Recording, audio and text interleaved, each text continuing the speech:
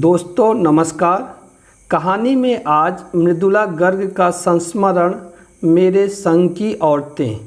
इसमें उन्होंने ऐसी औरतों के विषय में बताया है जो जीवन तो परंपरागत तरीके से जीती हैं पर सोचती एवं करती लीक से हटकर है। इस संस्मरण में लेखिका ने अपनी नानी, माँ, परदादी, बहनों और खुद अपनी विशेषताओं और कमियों को बहुत ही रोचक ढंग से प्रस्तुत किया है। आइए सुनते हैं। मेरे संग की औरतें। मेरी एक नानी थी, जाहिर है, पर मैंने उन्हें कभी देखा नहीं। मेरी माँ की शादी होने से पहले ही उनकी मृत्यु हो गई थी। शायद नानी से कहानी ना सुन पाने के कारण बाद में हम 3 बहनों को खुद कहानियाँ कहनी पड़ी। नानी से कहानी भले ना सुनी हो, नानी की कहानी ज़रूर सुनी और बहुत बाद में जाकर उसका असली मर्म समझ में आया। पहले इतना ही जाना कि मेरी नानी पारंपरिक अनपढ़ पर्दानशी औरत थी, जिनके पति शादी के तुरंत बाद उन्हें छोड़कर बैरिस्ट्री पढ़ने विलायत चले गए थे। कैम्ब्रिज विश्वविद्यालय से डिग्री लेकर जब वे लौटे और विलायती रीति रिवाज के संग जिंदगी बसर करने लगे तो नानी के अपने रहन सहन पर उसका कोई असर नहीं पड़ा। ना उन्होंने अपनी किसी इच्छा, आकांक्षा या पसंद नापसंद का इजहार पति पर कभी किया। पर जब कम उम्र में नानी ने खुद को मौत के करीब पाया तो 15 वर्षीय इकलौती बेटी मेरी माँ की शादी की फिक्र ने इतना डराया कि वे एकदम मुंहजोर हो उठी। नाना से उन्होंने कहा कि वे पर्दे का लिहाज छोड़कर उनके दोस्त स्वतंत्रता सेनानी प्यारेलाल शर्मा से मिलना चाहती हैं। सब दंग हैरान रह गए। जिस पर्दानशी औरत ने पराये मर्द से क्या खुद अपने मर्द से मुंह खोल कर बात नहीं की थी, आखिरी वक्त में अजनबी से क्या कहना चाह सकती है। पर नाना ने वक्त की कमी और मौके की नज़ाकत की लाज रखी। सवाल जवाब में वक्त बर्बाद करने के बजाय फौरन जाकर दोस्त को लिवा लाई और बीबी के हुजूर में पेश कर दिया। अब जो नानी ने कहा वह और भी हैरत अंगेज था। उन्होंने कहा, वचन दीजिए कि मेरी लड़की के लिए वर आप तय करेंगे। मेरे पति तो साहब हैं और मैं नहीं चाहती मेरी बेटी की शादी साहबों के फर्मा बरदार से हो। आप अपनी तरह आज़ादी का सिपाही ढूंढकर उसकी शादी करवा दीजिएगा। कौन कह सकता था कि अपनी आज़ादी से पूरी तरह बेखबर उस औरत के मन में देश की आज़ादी के लिए ऐसा जुनून होगा। बाद में मेरी समझ में आया कि दरअसल वे निजी जीवन में भी काफ़ी आज़ाद ख्याल रही होंगी। ठीक है, उन्होंने नाना की ज़िंदगी में कोई दखल नहीं दिया, ना उसमें साझेदारी की, पर उन्होंने अपनी ज़िंदगी को अपने ढंग से जिया ज़रूर। पारंपरिक घरेलू उबाऊ और खामोश ज़िंदगी जीने में आज के हिसाब से क्रांतिकारी चाहे कुछ ना रहा हो, दूसरे की तरह जीने के लिए मजबूर ना होने में असली आज़ादी कुछ ज़्यादा ही थी। खैर, इस तरह मेरी माँ की शादी ऐसे पढ़े लिखे होनहार लड़के से हुई जिसे आज़ादी के आंदोलन में हिस्सा लेने के अपराध में ICS के इम्तहान में बैठने से रोक दिया गया था और जिसकी जेब में पुश्तैनी पैसा धेला एक नहीं था।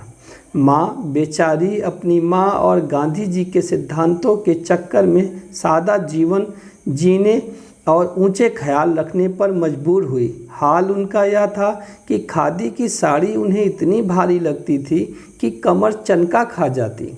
रात रात भर जागकर वे उसे पहनने का अभ्यास करती जिससे दिन में शर्मिंदगी ना उठानी पड़े। वे कुछ ऐसी नाजुक थी कि उन्हें देखकर उनकी सास यानी मेरी दादी ने कहा था, हमारी बहू तो ऐसी है कि धोई पोछी और छीके पर टांग दी। गनीमत यही थी कि किसी ने उन्हें छीके पर से उतारने की पेशकश नहीं की। क्यों नहीं की? इसकी दो वजहें थी। पहली यही कि हिंदुस्तान के तमाम बासिंदों की तरह उनके ससुराल वाले भी साहबों से खासे अभिभूत थे और मेरे नाना पक्के साहब माने जाते थे। बस जात से वे हिंदुस्तानी थे, बाकी चेहरे मोहरे, रंग ढंग, पढ़ाई लिखाई सब में अंग्रेज थे।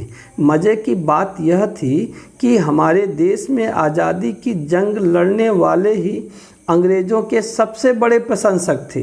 गांधी, नेहरू हों या मेरे पिताजी के घर वाले, भले लड़का आज़ादी की लड़ाई लड़ते जेब खाली और शोहरत सिर करता रहे, दबदबा उसके साहबी ससुर का ही था।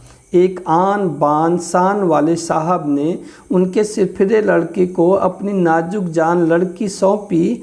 उससे रोमांचक क्या कोई परिकथा होती? नानी की सनक भरी आखिरी ख्वाहिश और नाना की रजामंदी वे रोमांचक उपकथाएं थीं जो कहानी के तिलिस्म को और गाढ़ा बना चुकी थी। दूसरी वजह माँ की अपनी शख्सियत थी।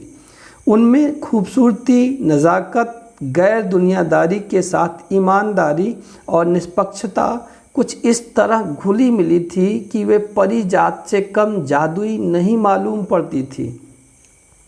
उनसे ठोस काम करवाने की कोई सोच भी नहीं सकता था। हाँ, हर ठोस और हवाई काम के लिए उनकी ज़बानी राय जरूर मांगी जाती थी और पत्थर की लकीर की तरह निभाई भी जाती थी।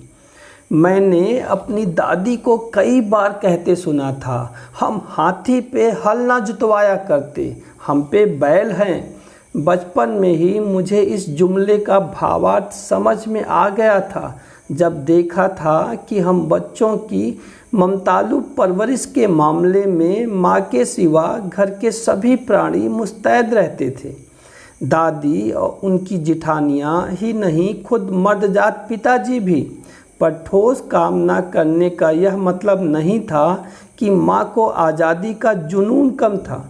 वह भरपूर था और अपने तरीके से वे उसे भरपूर निभाती रही थी। जाहिर है कि जब जुनून आज़ादी का हो तो उसे निभाना भी आज़ादी से चाहिए, जिस तिस से पूछकर उसके तरीके से नहीं, खुद अपने तरीके से। हमने अपनी माँ को कभी भारतीय माँ जैसा नहीं पाया। ना उन्होंने कभी हमें लाड़ किया, ना हमारे लिए खाना पकाया और ना अच्छी पत्नी बहू होने की सीख दी। कुछ अपनी बीमारी के चलते भी वे घर बार नहीं संभाल पाती थी, पर उसमें ज़्यादा हाथ उनकी अरुचि का था। उनका ज़्यादा वक्त किताबें पढ़ने में बीतता था, बाकी वक्त साहित्य चर्चा में या संगीत सुनने में, और वे ये सब बिस्तर पर लेटे लेटे किया करती थी। फिर भी जैसा मैंने पहले कहा था, हमारे परंपरागत दादा दादी या उनकी ससुराल के अन्य सदस्य उन्हें ना नाम धरते थे, ना उनसे आम औरत की तरह होने की अपेक्षा रखते थे।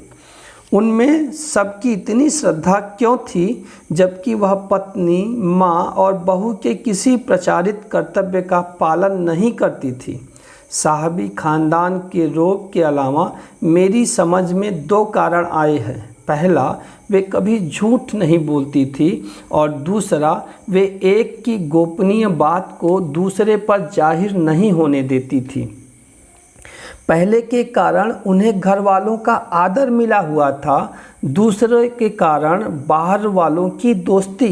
दोस्त वे हमारी भी थी। माँ की भूमिका हमारे पिता बखूबी निभा देते थे। मुझे याद है, बचपन में भी हमारे घर में किसी को चिट्ठी आने पर कोई उससे यह नहीं पूछता था कि उसमें क्या लिखा है, भले वह एक बहन की दूसरे के नाम क्यों ना हो, और माँ यह जानने को बेहाल हो कि बीमारी से वह उबरी या नहीं। छोटे से घर में 6 बच्चों के साथ सास ससुर आदि के रहते हुए भी हर व्यक्ति को अपना निजत्व बनाए रखने की छूट थी। इसी निजत्व बनाए रखने की छूट का फ़ायदा उठाकर हम 3 बहनें और छोटा भाई लेखन के हवाले हो गए। लीक से खिसके अपने पूर्वजों में माँ और नानी ही रही होती तो गनीमत रहती, पर अपनी एक परदादी भी थी जिन्हें कतार से बाहर चलने का शौक़ था। उन्होंने व्रत ले रखा था कि अगर खुदा के फजल से उनके पास कभी 2 से ज़्यादा धोतियाँ हो जाएंगी तो वे तीसरी दान कर देंगी। जैन समाज में अपरिग्रह की सनक बिरादरी बाहर हरकत नहीं मानी जाती, इसलिए वहाँ तक तो ठीक था। पर उनका असली जलवा तब देखने को मिला जब मेरी माँ पहली बार गर्भवती हुई। मेरी परदादी ने मंदिर में जाकर मन्नत मांगी कि उनकी पतोहू का पहला बच्चा लड़की हो। यह गैर रवायती मन्नत मांगकर ही उन्हें चैन नहीं पड़ा।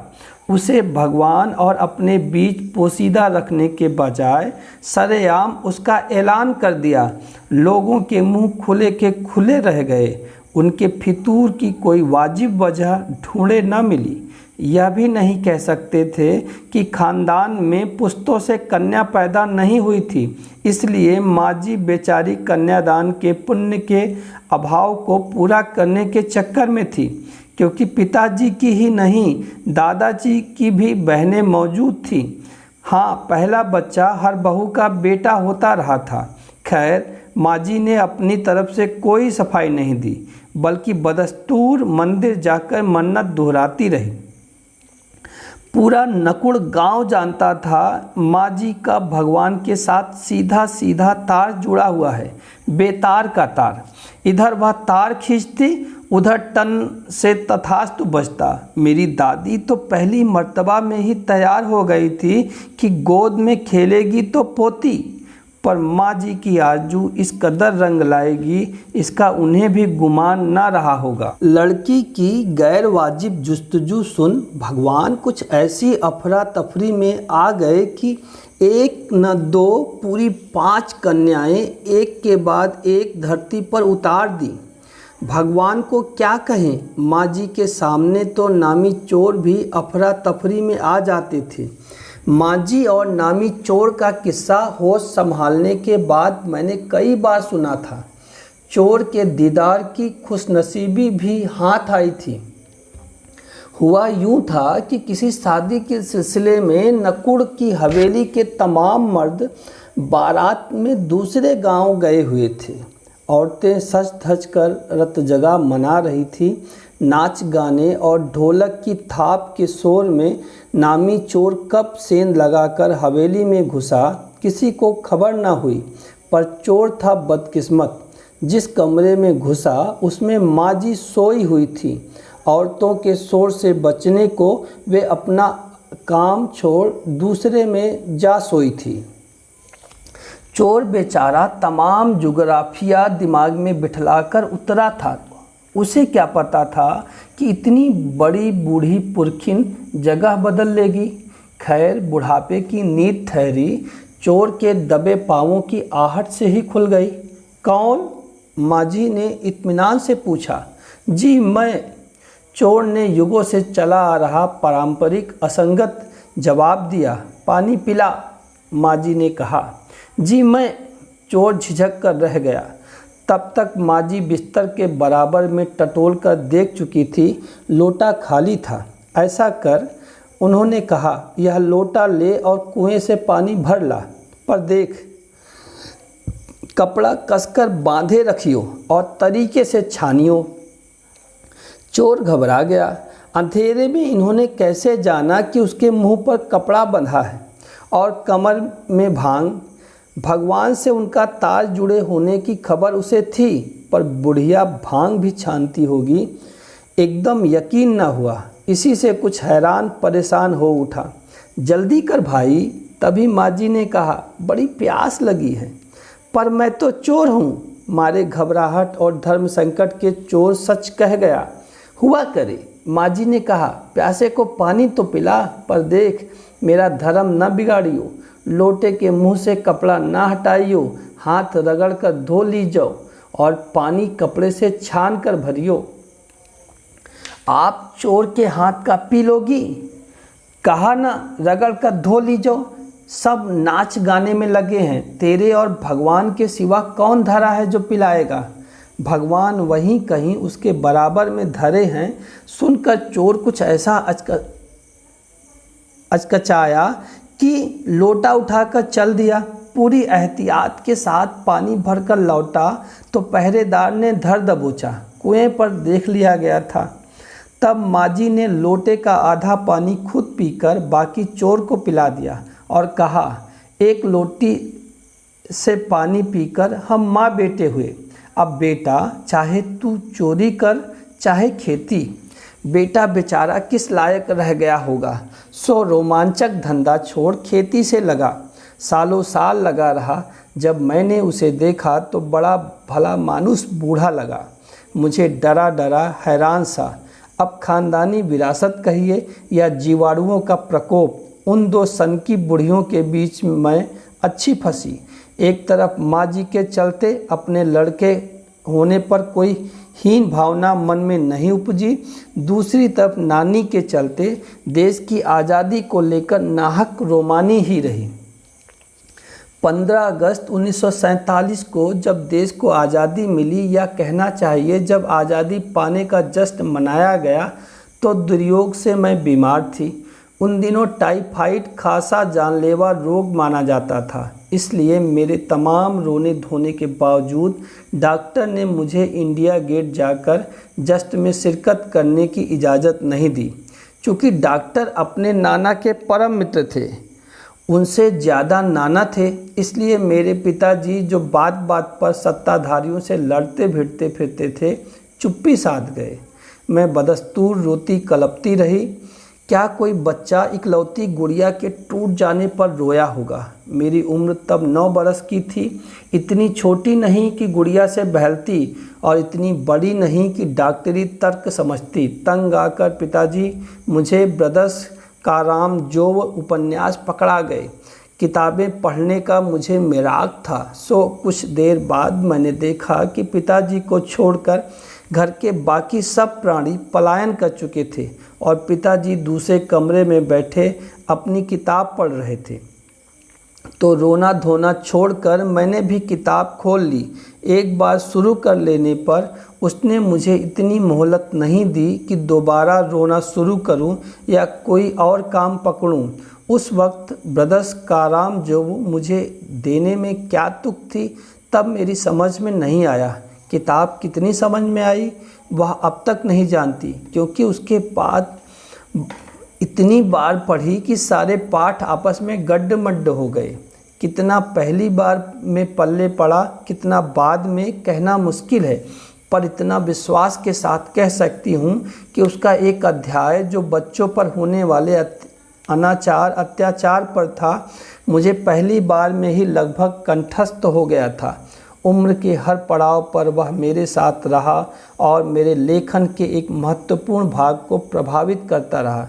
जैसे जादू का कालीन, मेरा नाटक नहीं, व 3 किलो की छोरी जैसी कहानियाँ व कठगुलाब उपन्यास के कई अंश। माँ जी की मन्नत का असर रहा होगा कि मैं ही नहीं, मेरी चारों बहनें भी लड़की होने के नाते किसी हीन भावना का शिकार नहीं हुई। नानी, माँ और परदादी की परंपरा बरकरार रखते हुए लीक पर चलने से भी इनकार किए रही। पहली लड़की जिसके लिए मन्नत मांगी गई थी वह मैं नहीं, मेरी बड़ी बहन मंजुल भगत थी। घर का नाम था रानी, बाहर का मंजुल।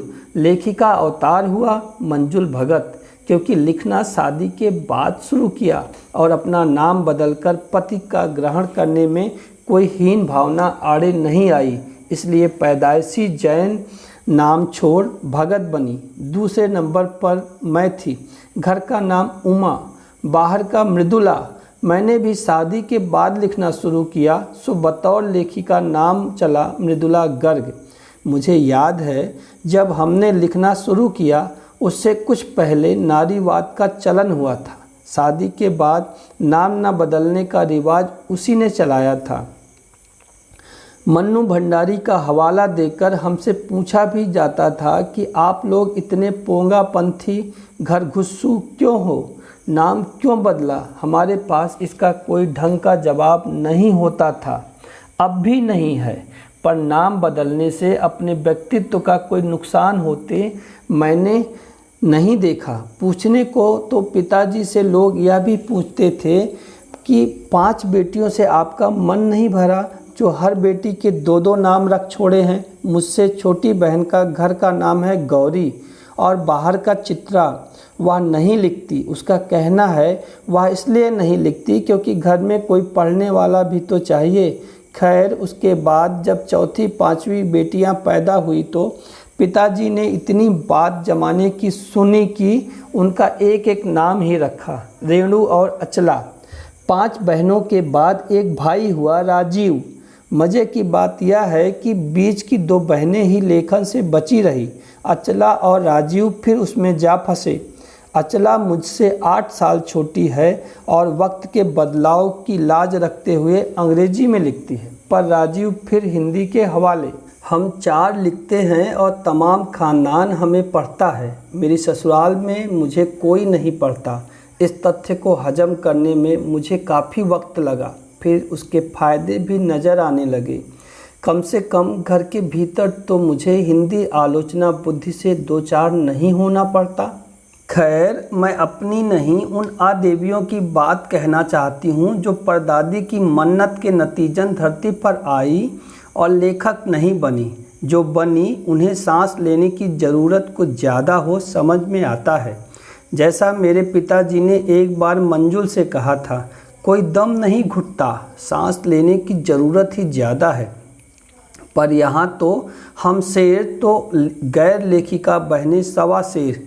4थे नंबर वाली रेणु का आलम यह था कि गर्मी की दोपहरी में स्कूल से वापसी पर जब गाड़ी उसे और उससे छोटी बहन अचला को बस अड्डे से लेने जाती तो रेणु उसमें बैठने से इनकार कर देती। उसका कहना था कि यूँ थोड़ा सा रास्ता गाड़ी में बैठकर तय करना सामंत शाही का प्रतीक था, जो शायद था, पर साथ ही पिता के अतिरिक्त लाड़ का भी, और रसोइये को खाना खिलाकर जल्दी फारिग करने की लाचारी का भी। माँ तो सब चीज़ों से उदासीन रहती थी, पर पिता काफ़ी कुढ़ते भुनते जब देखते कि अचला गाड़ी में बैठी चली आ रही है और रेणु पीछे पीछे पसीने में तरबतर खरामा खरामा। बचपन में एक बार चुनौती दिए जाने पर उसने जनरल थिमैया को पत्र लिखकर उनका चित्र मंगवा लिया था, जो एक मोटरसाइकिल सवार जवान आकर उनके हाथ में दे गया था। पड़ोस में उसका रुतबा काफ़ी बढ़ गया था। गाड़ी में बैठने के साथ उसे इम्तहान देने से भी परहेज था। स्कूल तो जैसे तैसे पास कर लिया, पर जब बीए का इम्तहान देने की बारी आई तो वह अड़ गई। पहले मुझे समझाओ कि बीए करना क्यों ज़रूरी है, तब मैं इम्तिहान दूंगी। अगर मुझे यकीन आ गया कि हाँ कोई फ़ायदा है, वरना नहीं। हमने तरह तरह के तर्क दिए। माँ ने कहा पिताजी से पूछो। पिताजी ने कहा नौकरी कर पाओगी, शादी कर पाओगी, लोग इज्जत से देखेंगे, वगैरह वगैरह। कोई तर्क विश्वसनीय नहीं लगा, न रेणु को न खुद उन्हें। आखिर उन्होंने उसी कुतर्क का सहारा लिया जो युगों से माँ बाप के काम आता रहा है। कहा बीए करो क्योंकि मैं कह रहा हूँ, करो। रेणु ने बीए तो कर लिया, पर सिर्फ पिता की खुशी के लिए, यानी पास होने लायक नंबर लाकर। सच बोलने में वह माँ से भी 2 कदम आगे है। गनीमत यह है कि आधा समय उसके सच सुनकर लोग सोचते हैं वह मजाक कर रही होगी, इसलिए बिना मेहनत वह लोगों को हंसाए रख लेती है। आज भी उसे कोई इत्र भेंट करता है तो वह कहती है नहीं चाहिए, मैं तो नहाती हूँ। 3रे नंबर पर चित्रा है। वह कॉलेज पढ़ने तो जाती थी, पर खुद पढ़ने से ज़्यादा दिलचस्पी औरों को पढ़ाने में रखती थी, इसलिए इम्तहान में उसके अंक कम और उसके शागिर्दों के ज़्यादा आते थे। पर अपने यहाँ सब चलता था। उसकी शादी का वक्त आया तो उसने एक नज़र में लड़का पसंद करके ऐलान कर दिया कि शादी करेगी तो उसी से। मुश्किल यह थी कि हमारे माँ बाप ही नहीं, खुद लड़का भी उसके निर्णय से वाकिफ़ नहीं था, पर उसका कहना था वह जो सोच लेती है करके रहती है। तो उसकी शादी उसी लड़के से हुई। कोई मुश्किल पेश नहीं आई। आती क्यों? उसने कहा मैंने पहली मुलाकात में ही उसे बतला दिया था, मैं जो सोच लेती हूँ होकर रहता है। उसने अपनी बात आगे खींची ही नहीं, पहली मुलाकात में ही हथियार डाल दिए। हम में सबसे छोटी बहन अचला काफ़ी दिनों तक कुछ कम खिसकी मालूम पड़ती रही। पिता का कहा मानकर पहले अर्थशास्त्र किया, फिर पत्रकारिता में दाखिला लिया, ढंग से पढ़ाई की, पास हुई, फिर पिता की पसंद से शादी भी कर ली, पर उसके आगे लीक पर नहीं चल पाई। घर बार में मन ज़्यादा रुचा नहीं और मंजुल और मेरी तरह उम्र के 30 बरस पार करते ही लिखने का रोक लगा लिया। एक बात हम में एक सी रही, घर बार को परंपरागत तरीके से हमने भले न चलाया हो, उसे तोड़ा भी नहीं। शादी एक बार की और उसे कायम रखा, चाहे तलाक के कगार पर खड़ी चली हो, पर कगार तोड़ डूबी नहीं। शायद इसलिए कि जैसा मैंने अपने पहले उपन्यास में लिख डाला था, हम सभी विश्वास करती रही होंगी कि मर्द बदलने से कोई प्रयोजन सिद्ध नहीं होता। घर के भीतर रहते हुए भी अपनी मर्जी से जी लो तो काफ़ी है। शादी के बाद मैं बिहार के ऐसे छोटे कस्बे डालमिया नगर में रही, जहां मर्द औरतें चाहे पति पत्नी क्यों ना हो, पिक्चर देखने भी जाते तो अलग अलग दड़बों में बैठते। मैं दिल्ली से कॉलेज की नौकरी छोड़कर वहां पहुंची थी और नाटकों में अभिनय करने की शौकीन रही थी। मैंने उनके चलन से हार नहीं मानी। साल भर के भीतर उन्हें शादीशुदा औरतों को पराये मर्दों के साथ नाटक करने के लिए मना लिया। अगले 4 साल तक हमने कई नाटक किए। अकाल राहत कोष के लिए उन्हीं के माध्यम से पैसा भी इकट्ठा किया। वहाँ से निकली तो कर्नाटक के और भी छोटे कस्बे बागलकोट में पहुँच गई, पर तब तक मेरे 2 बच्चे हो चुके थे जो स्कूल जाने लायक उम्र पर पहुँच रहे थे, पर वहाँ कोई ढंग का स्कूल नहीं था। लोगों की राय पर मैंने पास के कैथोलिक बिशप से दरख्वास्त की कि उनका मिशन वहाँ के सीमेंट कारखाने की आर्थिक मदद से हमारे कस्बे में एक प्राइमरी स्कूल खोल दे। पहले उन्होंने कहा चूँकि उस प्रदेश में क्रिश्चियन जनसंख्या कम थी, इसलिए वे वहाँ स्कूल खोलने में समर्थ थे। मैंने गैर क्रिश्चियन बच्चों को भी शिक्षा पाने के लायक सिद्ध करते हुए अपना इसरार जारी रखा। तब उन्होंने कहा हम कोशिश कर सकते हैं, बशर्ते आप हमें यकीन दिलाएं कि वह स्कूल अगले 100 वर्षों तक चलता रहेगा। मुझे गुस्सा आ गया। मैंने कहा स्कूल की छोड़िए, किसी के भी बारे में यकीन नहीं दिलाया जा सकता कि वह अगले 100 बरस तक चलेगा। वे भी गुस्सा खा गए और बोले खुदा का लाख शुक्र है कि बच्चों के न पढ़ पाने की समस्या आपकी है, मेरी नहीं। बात कड़वी थी पर 100% सच। सच के आगे सिर झुकाने की हमारी बचपन की आदत थी। सो मैंने तय किया कि मैं खुद अंग्रेजी, हिंदी, कन्नड़ 3 भाषाएं पढ़ाने वाला प्राइमरी स्कूल वहां खोलूंगी और कर्नाटक सरकार से उसे मान्यता भी दिलवाऊंगी। वहां के अनेक मेहनती और इस खिसके लोगों की मदद से यह व्रत पूरा हुआ। मेरे बच्चे तथा अन्य अफसरों के बच्चे उसी स्कूल में पढ़े। बाद में अलग अलग शहरों के अलग अलग ख्यात स्कूलों में दाखिला भी पा गए। ऐसे अनेक मौके आए जब मैंने अपने जिद्दीपन के नमूने पेश किए, पर सबसे ज़्यादा उसने मंच पाया मेरे लेखन में, जो शुरू से अब तक लीक से खिसका। अपनी राह खुद तलाशता रहा है, पर सब कुछ कर लेने पर भी मैं अपनी छोटी बहन रेणु के मुकाबिल नहीं पहुंच सकती। 1950 के अंतिम दौर में एक रात दिल्ली में एक साथ 9 इंच बारिश हो गई। दिल्ली की खासियत यह रही कि थोड़ा पानी बरसते ही वहाँ के नाले पर नालों में बाढ़ आ जाती है, पुलों के नीचे पानी भर जाता है और तमाम यातायात ठप हो जाता है। इस कयामती बारिश के बाद तो सरकारी दफ्तरों के पहले तल्लों से फाइलें पानी में तैर आई थीं। अगली सुबह किसी तरह का कोई वाहन सड़क पर नहीं निकला था। जाहिर है कि रेणु के स्कूल की बस भी उसे लेने नहीं आई। रेणु ने कहा कोई बात नहीं, मैं पैदल चली जाऊंगी। सबने समझाया स्कूल बंद होगा, मत जाओ। उसने कहा आपको कैसे पता? इस सवाल का माकूल जवाब किसी के पास नहीं था। हमारे यहाँ फ़ोन ज़रूर लगा था, स्कूल में भी रहा होगा, पर बारिश के चलते वह ठप पड़ा हुआ था। तो रेणु अकेली पैदल स्कूल चल दी। गनीमत यह थी कि बारिश एकमुश्त बरस लेने के बाद थम गई थी। सड़कों पर पानी था पर और बरस नहीं रहा था। तो रेणु 2 मील पैदल चलकर स्कूल पहुंची। जैसा हमने कहा था वह बंद था। चौकीदार रेणु को देखकर दंग रह गया, पर रेणु को कोई मलाल नहीं था। वह वापस 2 मील चलकर घर पहुंच गई। सबने कहा हमने पहले ही कहा था। उसने कहा स्कूल बंद था तो मैं वापस आ गई, इसमें आपका कहना कहाँ से आ गया। सोचती हूँ कैसे रोमांच का अनुभव हुआ होगा उसे उस दिन। जगह जगह पानी से लब करते सुनसान शहर में निचाट अकेले अपनी धुन में मंजिल की तरफ चलते चले जाना। सच अकेलेपन का मज़ा ही कुछ और है। धन्यवाद।